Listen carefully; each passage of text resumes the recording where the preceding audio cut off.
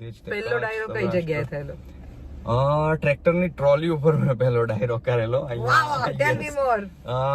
અહીંયાથી અમદાવાદ થી 50 કિલોમીટર દૂર મોગલમાનું મંદિર છે, ત્યાં આગળ રાતના ડાયરો હતો અને ત્યાં ટ્રેક્ટરની ટ્રોલી ઉપર અમે બેસીને ડાયરો કરેલો. પછી હું એક વખત તો આમ ઝેવિયર્સ કોલેજમાં ભણતા હોઈએ, અંગ્રેજી માધ્યમમાં થ્રુઆઉટ ભણતા હોય, આપણી આજુબાજુની પ્રજા જે છે તદ્દન જુદી પ્રકારની હોય, અને પછી ટ્રેક્ટરની ટ્રોલીની ઉપર જયારે આપણે ડાયરો કરવા માટે આપણને સ્ટેજ તરીકે આપવામાં આવે તો એ મનસ્થિતિ ટ્રાન્સફર કેવી રીતે થાય? હું બે જોતો હતો, હું એક સાથે.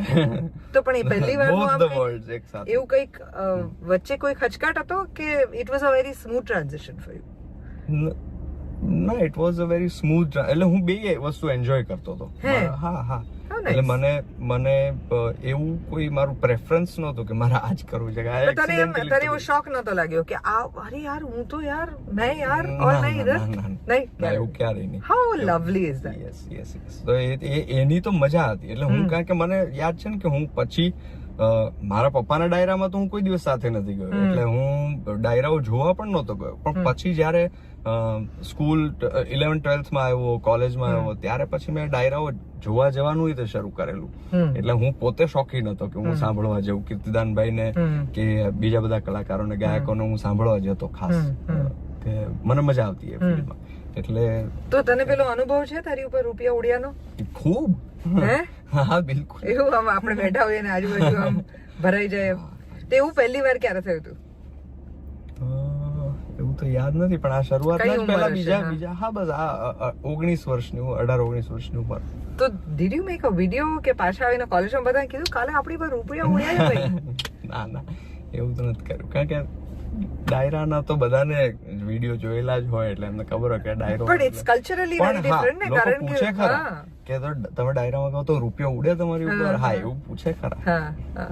તો ફ્રેન્ડ્સ બધા એકબીજાને કહેતા હશે ભાઈ આજ આપશે કેન્ટીન ના પૈસા, સમોસાના પૈસા આજ આપશે, કારણ કે કાલે રાતે બહુ ઉડ્યા છે આપની પર રૂપિયા. પણ યસ, એ અનુભવ કર્યો એક્સિડેન્ટલી. અને પછી લગભગ કેટલા શોઝ થયા હશે એ સમયની અંદર ડાયરામાં? એવું તો યાદ નથી મને, પણ ઘણા બધા. હા, થોડા ઘણા. પણ મેં બધે જ કર્યા એમ, કચ્છ, સૌરાષ્ટ્ર શહેરોમાં, અમદાવાદમાં, બધી જગ્યાએ, મુંબઈ, મેં ઘણા બધા ડાયરાઓ કર્યા. એ વખતે ક્યારે એ લોકોને એવું નથી લાગ્યું કે આ બહુ નાનકડો છોકરો છે, કે આની આટલી નાની ઉંમર છે તો આ ડાયરો એકલો કરી શકે કે નહીં કરી શકે? ના, પણ ડાયરાનું કલ્ચર એવું છે કે ત્યાં હંમેશા 2-3 કલાકારો એક સાથે હોય. એટલે કોઈ ગાયક છે, કોઈ સાહિત્યકાર છે. So you were doing the singing part? હા, યા. Not the storytelling part.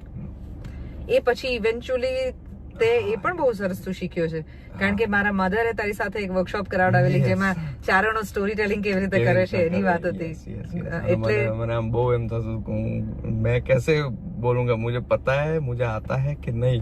ના, એમણે કીધું તો બહુ સરસ કરી હતી. પણ એમણે કીધું કે ના, તમને આવડે છે, તમે કહો કઈ રીતના કરવાનું આ વાર્તા. પણ એટલે મને જેટલું મેં સાંભળ્યું હતું એ લોકોની મેં વાતો કરી. પણ હા, એ બધું નેચરલી અંદર જે આવેલું છે